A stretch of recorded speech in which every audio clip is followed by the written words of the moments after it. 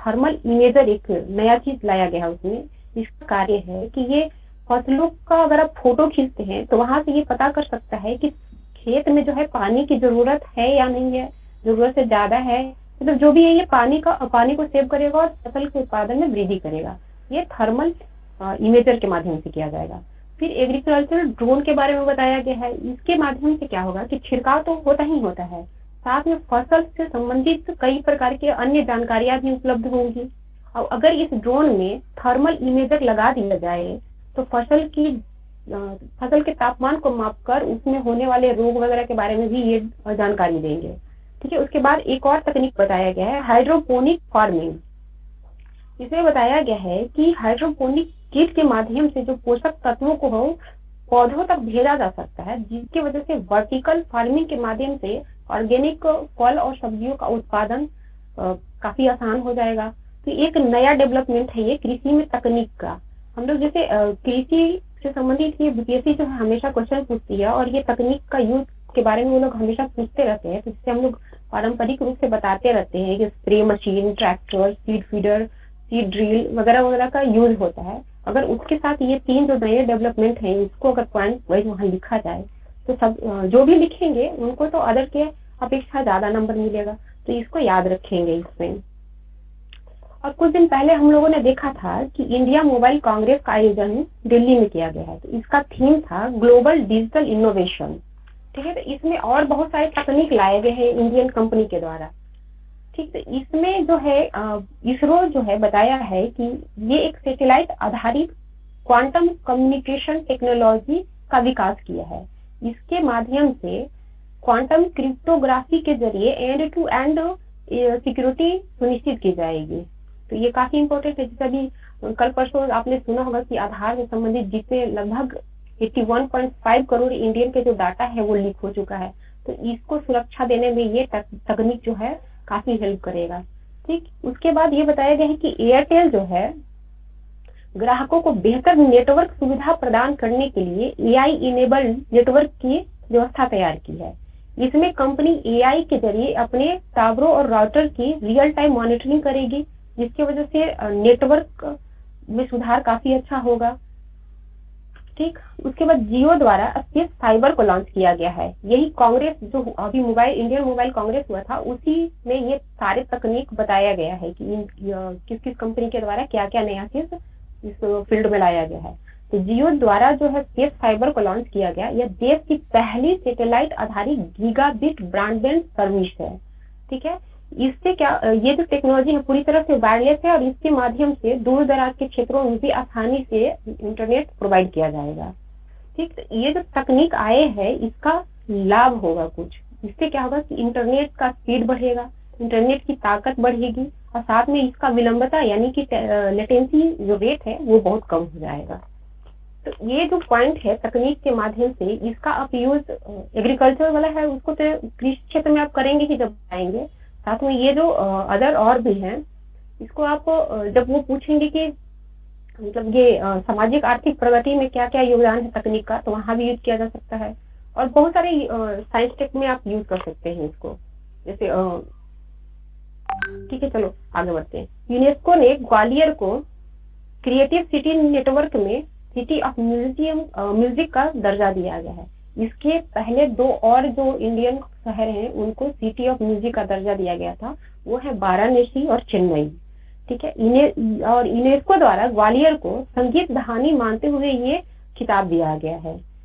और बताइए ग्वालियर क्यों फेमस है? इनका संबंध एक अकबर के दरबार में रहने वाले संगीतज्ञ थे उनसे है। कौन थे वो? कौन जुड़े हुए थे इनसे? तानसेन शहर है ये। तानसेन के बारे में तो जान रहे होंगे आप लोग। चलिए ठीक है, इसका लाभ क्या होगा? जो ये ग्वालियर को जो संगीत राजधानी मानते हुए जो सिटी ऑफ म्यूजिक का जो दर्जा दिया गया है, तो इसका कुछ लाभ होगा, कुछ इफेक्ट आएगा उस शहर पे। तो इससे जो है वो ग्वालियर जो है वो विश्व पटल पर प्रसिद्ध होगा। यह अंतर्राष्ट्रीय पर्यटन को बढ़ावा मिलेगा। साथ ही यह शहर अंतर्राष्ट्रीय स्तर के संगीत आयोजनों में इजिली भाग लेगा। ठीक है, तो इसके विकास में ये काफी हेल्प करेगा ये पदवी इसका। ठीक, एक भारतवंशी है, भारतवंशी ब्रिटिश नागरिक है नंदिनी दास, इनको जो है ब्रिटिश एकेडमी बुक प्राइज मिला है। ये बुक प्राइज इनके पुस्तक courting India England Mughal India and the origin of empire के लिए दिया गया है। ये वर्तमान में भी ऑक्सफोर्ड यूनिवर्सिटी में इंग्लिश की प्रोफेसर हैं। इनका नाम है नंदिनी दास। तो ये भी इंपॉर्टेंट हो जाती है, खासकर इनका बुक हो सकता है, बुक का नाम दे दिया, पूछ दे इनकी इसका राइटर कौन है। ठीक है, एक बांग्लादेश की पीएम जो है शेख हसीना, उनकी एक बेटी है जो मानसिक स्वास्थ्य विशेषज्ञ हैं, उनका नाम है साइमा वाजेद। इनको जो है WHO अपना दक्षिण पूर्वी एशियाई के क्षेत्रीय निर्देशक के रूप में नामित किया गया है। WHO की स्थापना कब हुई थी, कोई बताइए तो? नहीं पता। WHO की स्थापना 7 अप्रैल 1948 को हुई थी। इसका मुख्यालय जेनेवा में है और वर्तमान में इसके 194 सदस्य हैं और इसके अध्यक्ष जो है टेड्रोस घेब्रेयेसस हैं। ये पूछता है, वर्ल्ड जो ऑर्गेनाइजेशन है इसके बारे में हमेशा बीपीएससी पूछती है, तो ये भी याद रखिएगा कि क्योंकि ये अभी हाईलाइटेड है WHO, तो हो सकता है ये सब पूछे। ठीक है, और कल आप देखा होगा कि भारत के प्रधानमंत्री और बांग्लादेश के प्रधानमंत्री जो है वीडियो कॉन्फ्रेंसिंग के माध्यम से 3 परियोजनाओं का उद्घाटन किया है। ठीक है, तो इसमें पहला है अगरतला अखौरा सीमा पार रेल लिंक। ये जो रेल लिंक बनाया जाएगा उसकी लंबाई बनाया गया है ये, ठीक है, उसकी लंबाई है 12.24 किलोमीटर।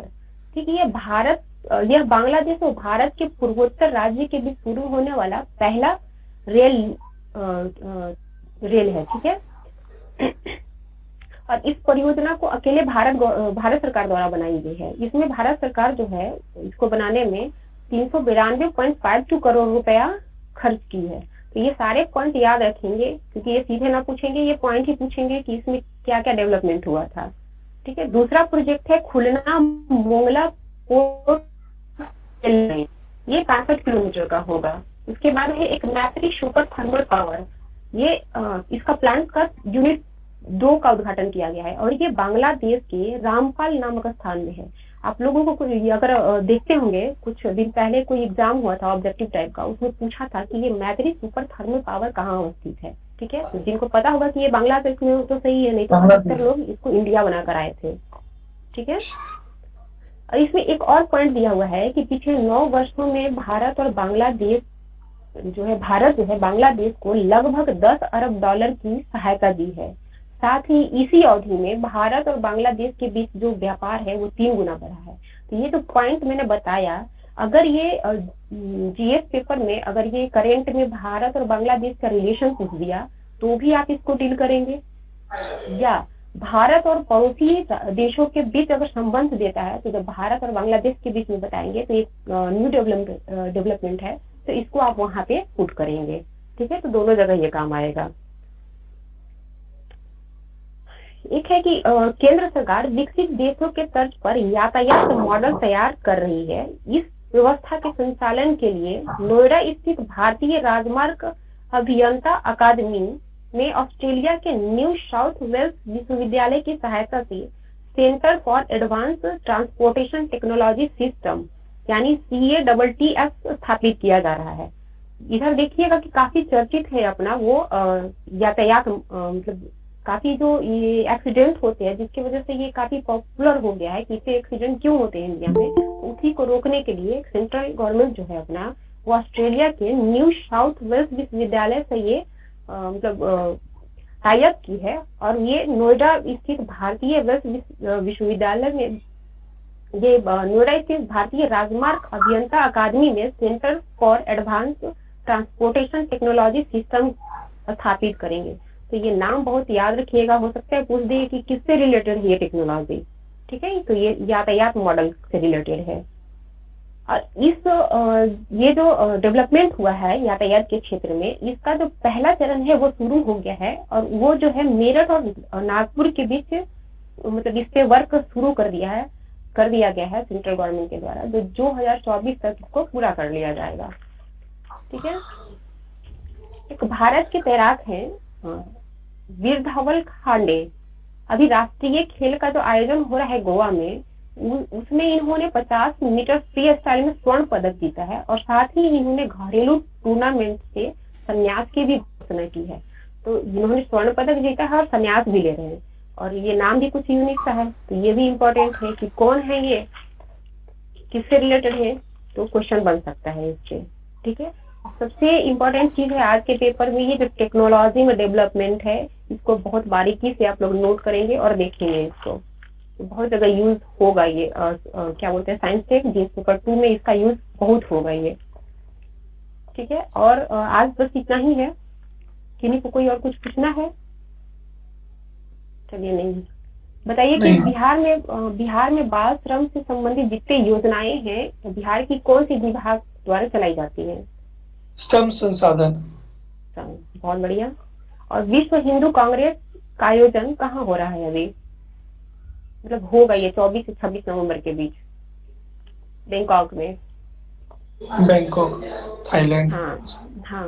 और आबू धाबी में सेंट्रल गवर्नमेंट जो है एक और मतलब बोर्ड की स्थापना करने की निर्णय लिया है। वो कौन सा बोर्ड है जो वहाँ उसका कार्यालय स्थापित किया जाएगा अबू धाबी में? केंद्रीय माध्यमिक शिक्षा बोर्ड। क्यों सीबीएसई, किया जाएगा? सीबीएसई। हाँ, क्यों किया जाएगा? क्योंकि सीबीएसई से संबंधित लगभग 100 स्कूल जो है उसका संचालन यूएई में किया जाता है। ठीक है, तो उसके क्षेत्रीय जो वहाँ का वर्क है उसको आसान बनाने के लिए इसका स्थापना वहाँ पे किया जा रहा है।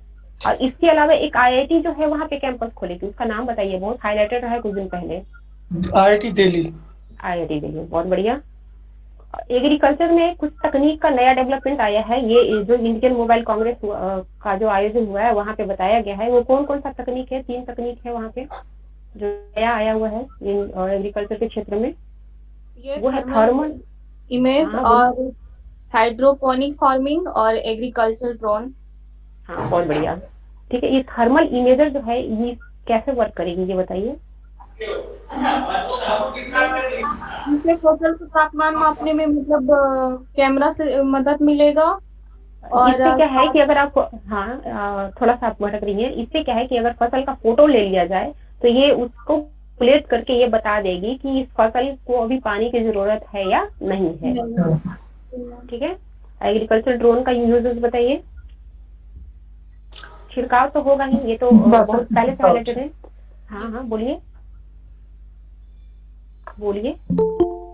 चलिए, अगर इसमें थर्मल इमेजर लगा दिया जाए तो ये तापमान मापेगी और विभिन्न प्रकार की फसल की जो जानकारियां हैं वो अवेलेबल कराएगी। ठीक है, इसका यूज कहाँ होगा? जब एग्रीकल्चर में टेक्नोलॉजी का यूज पूछेगा तो ये नया पॉइंट है, इसको आप लोग देंगे वहां पे। इंडिया मोबाइल कांग्रेस जो अभी हुआ, ठीक है, उसका थीम बताइए। उसका global. Global digital innovation theme था। हाँ, हाँ, बहुत बढ़िया। इस कांग्रेस में और भी बहुत सारी तकनीक का डेवलपमेंट हुआ है। ठीक है, तो इसरो द्वारा कौन सी तकनीक लाई गई है? सैटेलाइट आधारित है ये, वो बताइए तो उसका नाम। ये है भारतीय अंतरिक्ष अनुसंधान आप इसरो का टेक्नोलॉजी। फुल फॉर्म बता रही है? नहीं, क्वांटम कम्युनिकेशन टेक्नोलॉजी। हाँ, क्वांटम, सॉरी मैम। क्वांटम कंप्यूटिक्स। हाँ, और एयरटेल के द्वारा एक तकनीक का डेवलपमेंट हुआ है, वो बताइए। AI enabled network. नेटवर्क। हाँ, हाँ, इससे क्या होगा? इससे जो कंपनी है इसके जरिए टावरों और राउटर की जो है रियल टाइम मॉनिटरिंग करेगी, जिससे नेटवर्क को सुधारने में काफी हेल्प मिलेगा। ठीक है ना? फिर जियो द्वारा एक और लाया गया है, कुछ लॉन्च किया गया है, उसका नाम बताइए। Space fibre. स्पेस, बहुत बढ़िया। इसका लाभ बताइए, क्या हो सकता है इंटरनेट के क्षेत्र में? ये इंटरनेट की ताकत बढ़ेगी, स्पीड बढ़ेगी, और उसमें जो वो विलंबता होता है और यानी लेटेंसी रेट जो है वो कम होगा। ठीक, यूनेस्को द्वारा एक सिटी को अपना वो सिटी ऑफ म्यूजिक का दर्जा दिया गया है, क्या नाम है उनका? ग्वालियर। ग्वालियर। हाँ, इसके पहले 2 और ऐसे शहर हैं जिनको सिटी ऑफ म्यूजिक का दर्जा दिया गया है, उनका नाम बताइए। मुंबई। वाराणसी और चेन्नई। चेन्नई। हाँ, ये ग्वालियर किससे रिलेटेड है? ग्वालियर ये तानसेन। तानसेन के लिए संगीतकार। तानसेन से समझ। हाँ, हाँ, किसके लिए? तानसेन से रिलेटेड है ये। उनका वो जन्म स्थल है। तानसेन, ठीक। हाँ, हाँ, एक भारतवंशी हैं जिनको ब्रिटिश एकेडमी बुक प्राइज मिला है, क्या नाम है उनका? नंदिता दास। नंदिनी नंदिनी दास। नंदिनी बुक का दास। नाम, हाँ, इनके बुक का नाम बताइए। इनका बुक का courting India, England, Mughal India and the origin of empire.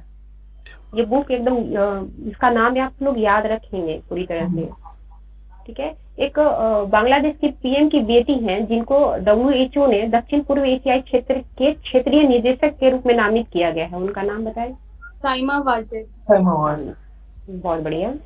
और भारत और बांग्लादेश के मध्य 3 परियोजनाओं का शुभारंभ किया गया है, नाम बताइए तीनों का जल्दी से।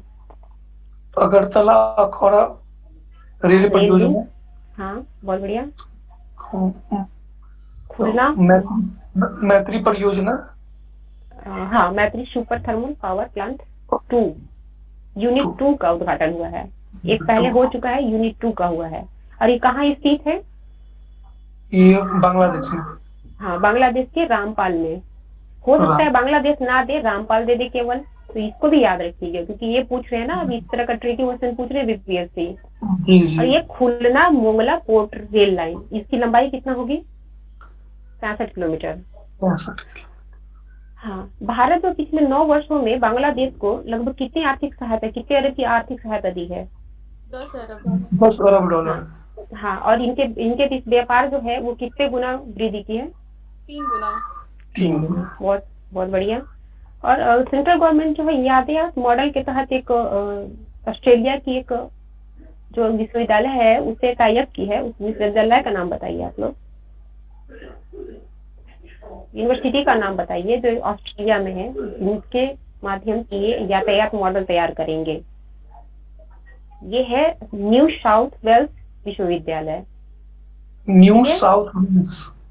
हाँ, न्यू साउथ वेल्स विश्वविद्यालय। इसके माध्यम से नोएडा में स्थित भारतीय राजमार्ग अभियंता अकादमी में centre for advance transportation technology system स्थापित किया जाएगा। सही है। और इसका पहला चरण जो है ये स्थापित करने का, इस पे वर्क करने का जो पहला चरण है मेरठ और नागपुर के बीच में शुरू हो गया है, जिसको 2024 तक पूरा कर लिया जाएगा। एक अपने ये तैराक हैं जिन्होंने अपने मतलब राष्ट्रीय खेलों से सम्मिलित की घोषणा की है, उनका नाम बताइए। इन्होंने, हाँ, बहुत बढ़िया। राष्ट्रीय खेलों में इन्होंने किस प्रतिस्पर्धा में स्वर्ण पदक जीता है? ये 50 मीटर पिस्टल में, फ्री स्टाइल तैराकी में। चलिए ठीक है, आज का हो गया, फिर एंड किया जाए सेशन को।